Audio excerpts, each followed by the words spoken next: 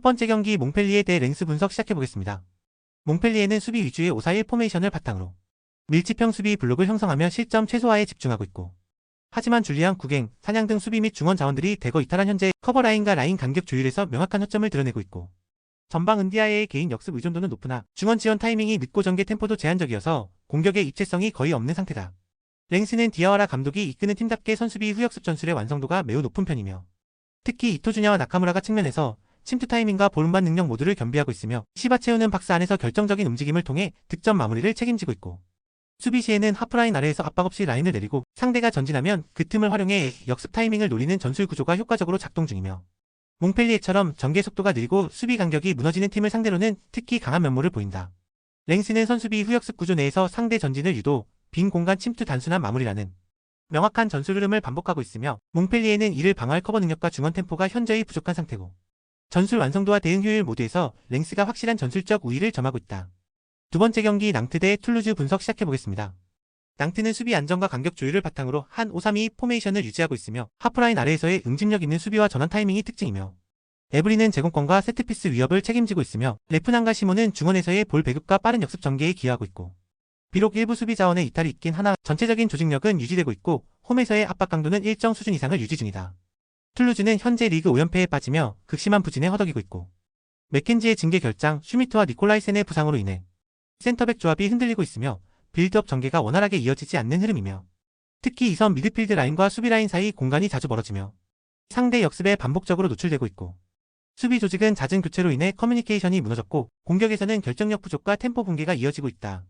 낭트는 수비 안정성과 전환 속도에서 분명한 조직적 강점을 유지하고 있으며, 툴루즈는 수비 리더의 이탈과 연속된 부진 속에서 템포 유지와 간격 조율 모두 무너진 상태고, 총체적 전술 안정성과 흐름 면에서 낭트가 경기 주도권을 잡을 가능성이 높다. 세 번째 경기 리버풀 대 토트넘 분석 시작해보겠습니다. 리버풀은 홈 경기에서 압도적인 전개 속도와 다이렉트한 득점 루트를 통해 경기 초반부터 주도권을 가져가는 흐름이 뚜렷하며,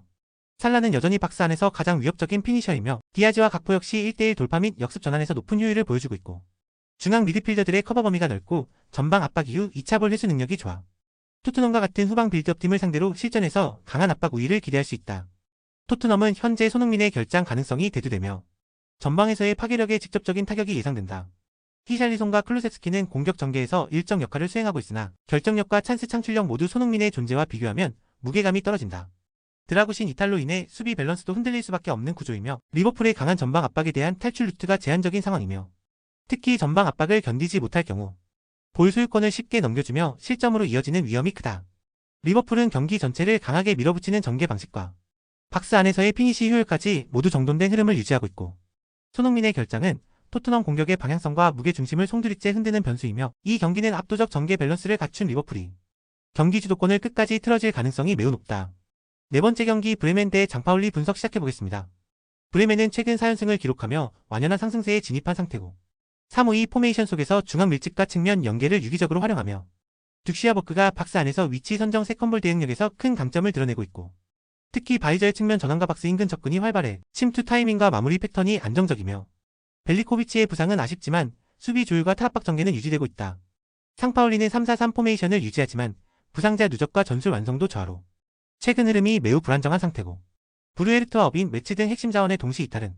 수비 라인 간격 유지와 2선 전개 완성도에 심각한 공백을 유발하고 있으며, 특히 박스 안 수비 조율과 중원 압박 대응 능력이 현저히 떨어지고 있고,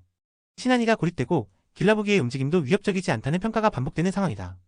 브레멘은 완성도 높은 전개와 결정력으로 상대 실책을 효과적으로 공략하고 있으며, 상파울리는 현재 구조적 붕괴와 부상자 누적으로 전후반 템포 유지 자체가 어렵고, 전개 마이너스 결정력 마이너스 흐름 모두 브레멘이 상위에 있는 매치업이다. 다섯 번째 경기 노팅엄 대 맨시티 분석 시작해보겠습니다. 노팅엄은 4-4-2 포메이션을 유지하며 우드 엘랑가의 활동량과 속도를 활용한 역습 패턴을 자주 활용한다.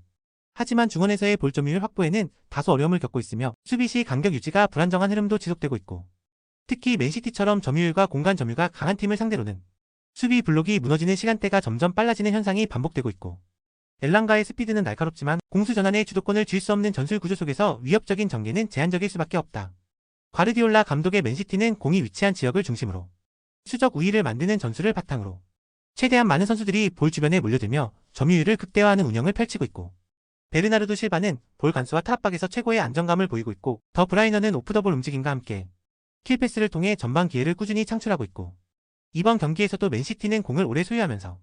노팅엄 선수들을 체력적으로 압박하는 흐름을 전개할 가능성이 높고 전술적 완성도, 전개 속도, 볼 점유율까지 모두 맨시티 쪽으로 기울어 있다. 노팅엄은 수비 블록을 갖추고 있음에도 맨시티의 점유 전술의 주도권을 뺏길 가능성이 높고 공간 점유와 체력 압박이라는 현대 축구의 핵심 요소에서